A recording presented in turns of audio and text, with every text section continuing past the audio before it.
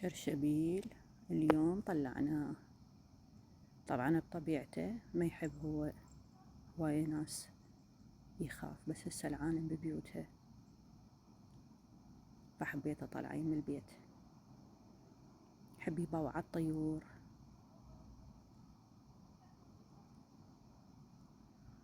يا جماله حبيبي، تعال تعال شرشبيل، وما فدوى الطولة. نوني نوني، أعرفكم عليه. شرشبيل عمره 2.5 سنين تقريبا، راح يصير 3 سنين عمره.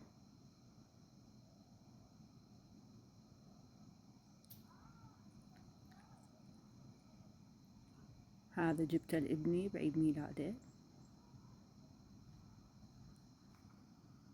وتعلقت كلش بيه، مع انه رافضة اجيب حيوان بالبيت حتى لا يخرب بي ديكورات البيت وشي، بس هسه يعني ما يهمني، اهم شي هو يتونس، ما يأذي خطية، بس شوية يعني الشعر ماله يتساقط بالصيف على الأغلب.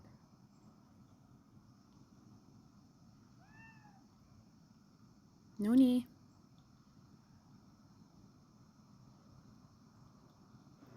جونا كلش حلو. هسه عدنا ساعة 4:50 بالليل، بعد دنيا نهار.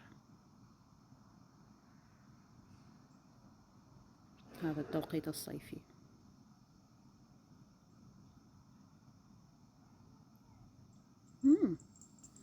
هاي روحي.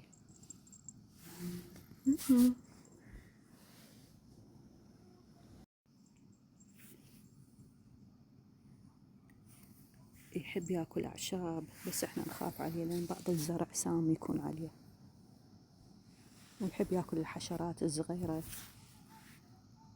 مثل الذبانة أو البقاية.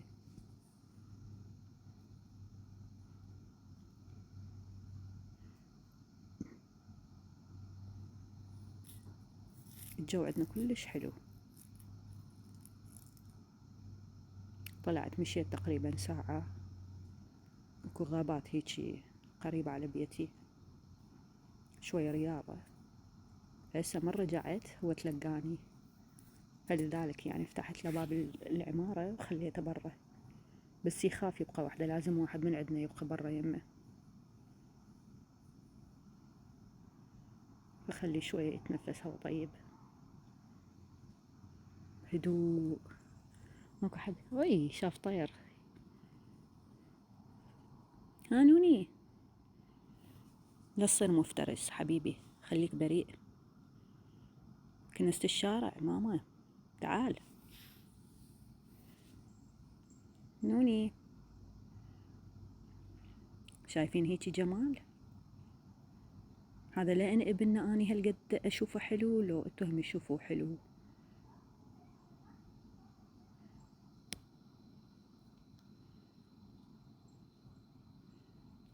نوني،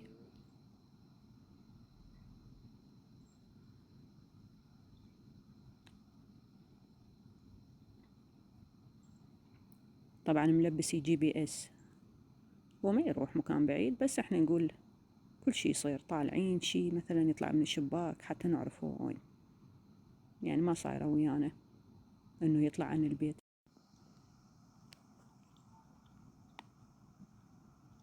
نوني، كم حبيبي.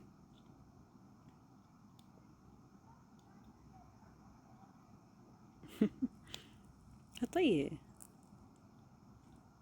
أنا كلش أحب الحيوانات الأليفة، بالذات القطط، كلش أحبهم. قبل كنت أحبهم، بس رافضة إنه أربي قطة أو بزونة، إحنا العراقيين صحيح بزونة، بس هذا كلش تعلقت بيه. من أروح للشغل أشتاق له.